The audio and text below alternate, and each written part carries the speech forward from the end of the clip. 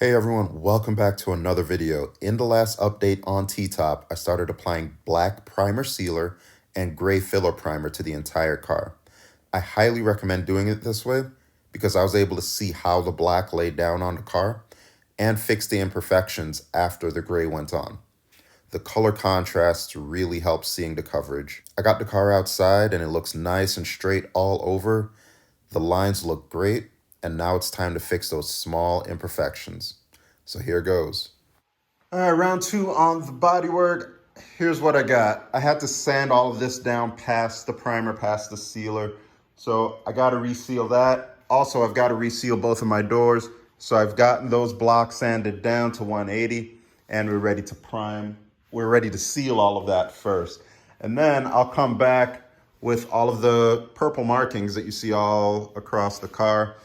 I'm going to put gray primer on that, and then I'll be putting gray primer over my sealer and get it to a point where it's pretty much ready to go after that. So let's get the spraying. Painting and bodywork in general is a new skill that I'm learning.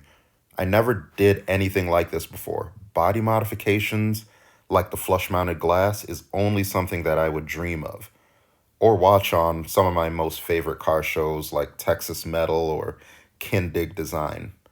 But anyway, right now I'm using a Harbor Freight HVLP paint gun and a air compressor with a regulator set to 15 psi and two inline moisture filters. One of them allows me to purge the water, so it's really handy. I'm laying down 2 coats of black primer sealer, allowing that to dry for 45 minutes according to the paint's datasheet. Then I switch over to my gray primer. It's filler primer, so I'm applying 2 coats over all of those areas that I fixed. I come into the garage first thing in the morning and it looks like I got a visitor. If you look right behind my rail, you'll see a bird flying around. And it's time to open the garage. Come on, it's time for you to go. All right, now that the bird is gone, I can get back to the action. I wet sanded everything last night with 320. I've even gone and filled in the little imperfections with some spot putty. So we're getting somewhere. But I need to wash this entire car down, see if there are more little imperfections, and then get those taken care of. So let's do that.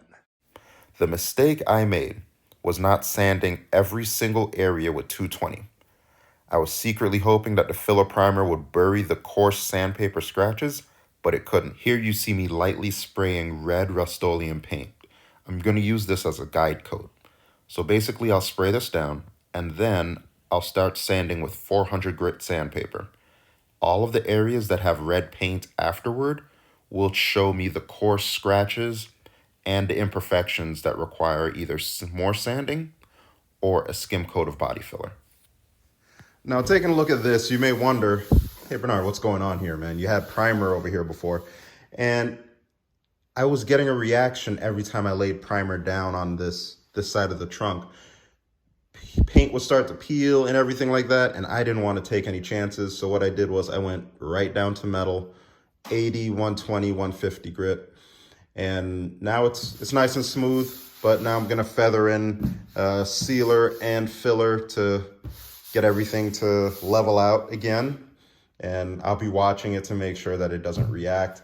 So I definitely had to hold off on moving forward with any additional paint work. Everything is nearly done and smooth with 400 grit. So I got a little bit extra that I got to do over here, and then of course I got to reprime everything to get a nice consistent surface. But these are just the joys of bodywork, that it reacts, stuff happens, you don't know why, but you got to take care of it because you don't want base coat and clear coat to go on and then it starts to peel up as well. So good foundation makes good results. All right, today is paint day. This is the final time I'll be washing this car in primer. So I gotten everything wet sanded down. We are great to go.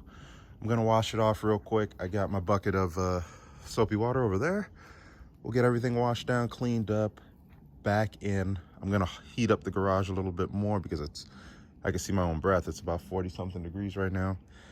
And then we will touch up the final areas of primer, let that dry, and then we can get right to it. I need to move on to some other things that I want to work on. I got the engine in the background. I got the parts needed, so I just want to finish this out before I start to hop back on that. And to be honest, all of the hard work is done. The easy stuff is actually laying the paint. So let's get to it. All right, fast forward, we're back. Everything is all dexterized. We got plastic up and about, and look at me. Got my paint suit all set, so I'm looking good. Look at my moon boots. I got my moon boots set, and we're all ready to get zipped up and get this thing painted. So let's go ahead. I am tired of seeing it in primer. I'm definitely tired of seeing it not in the color that it's supposed to be. So let's get the spraying. Now, all of my paints were bought from my local paint supply store. They were very helpful in picking out the right sealer, primer, base, clear, and it really helped to have somebody to fact check my internet research. All in all, I spent nearly 100 hours painting this car. That included body modifications, metal work, prep, and 6 hours in my makeshift paint booth. 2 coats of base went on well, except for these areas. I have sand scratches here that I must have missed in my guide coat process. And then down here, I have fish eyes that look like a chemical reaction. Thankfully, we can sand base coat, so I'll wet sand these areas with 400, clean everything really well, and spray a 3rd coat of base to even everything out before I move on to clear. All right, so 3 coats of black and 3 coats of clear later. We're all set. I'm going to bed. We'll see how it looks in the morning. All right, so it's the next day, and here's what it looks like, you guys. I am so happy. Now, I laid it on thick, so I expected some orange peel, and I can wet sand and buff out pretty much everything I see here. Look, a little imperfection right there, but oh my goodness, this black is so shiny. It's so shiny. Check it out.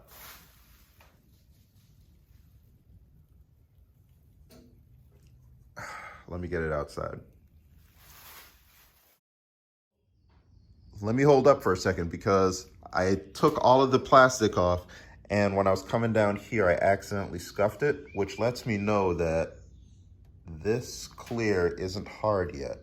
So yeah, let me wait for it to cure a little bit.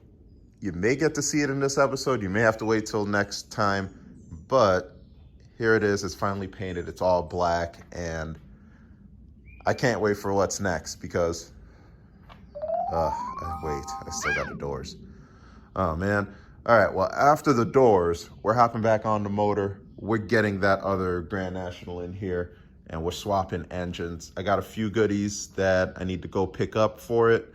So we're finally getting to a spot where we're gonna have 2 running and driving Grand Nationals. You're gonna have a stock motor one, and then you're gonna have the upgraded motor one. So I'm really interested to see the difference in performance between the two once everything is back together. That's it for this episode. Thank you so much for watching. Talk to you next time. In case you all are curious about how it's gonna look with the flush mounted glass, that's it right there. And we have 49 days left until GN Carlisle Nationals. And I'm gonna be there. I believe I'm gonna take T-Top. Right now, just looking at everything that we've done so far, it really looks great.